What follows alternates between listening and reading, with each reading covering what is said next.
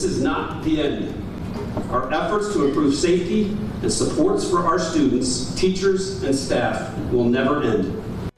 Tonight, the Bexley School Board met to discuss several things on their agenda, with one of the main topics being how teachers and students will be supported following the resignation of 2 teachers.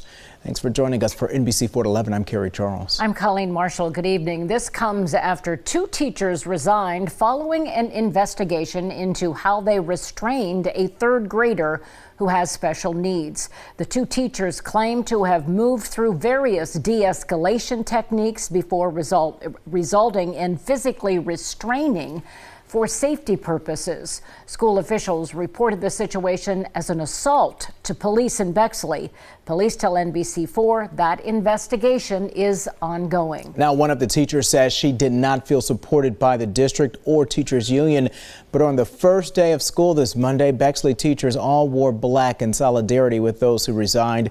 Tonight's meeting was the first time school board members had the chance to address what happens next. NBC4's Brett Mills was at that meeting and reports on how the community feels about the solutions presented tonight. At this presentation, there was a PowerPoint showing new staff and student supportive measures, but not all those who attended feel it's going to make any significant change. We also want to emphasize that we'll be talking about meaningful, specific steps we're taking to ensure the safety, health, and well-being of students, teachers, and staff. We will continue to listen and work together to develop further ideas. Many of the guidelines discussed at the Bexley School Board meeting were meant to address how teachers should interact with a student showing dysregulated behavior, mainly following 3 tiers: prevention, intervention, and post-intervention.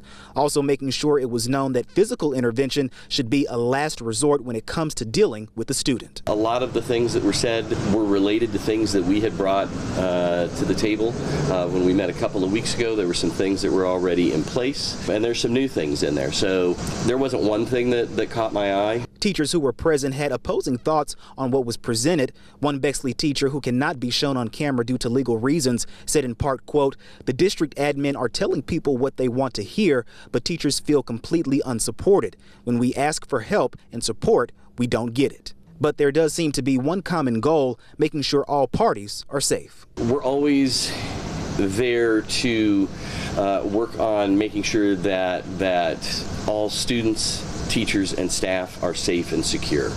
And so that's what we're looking for. We want to make sure that there's policies and procedures in place so that we can go into work and do what we need to do, and that's teach. And also addressed at this meeting is getting updates on if these guidelines are working and what needs to be improved. Local for you, I'm Brett Mills, NBC4.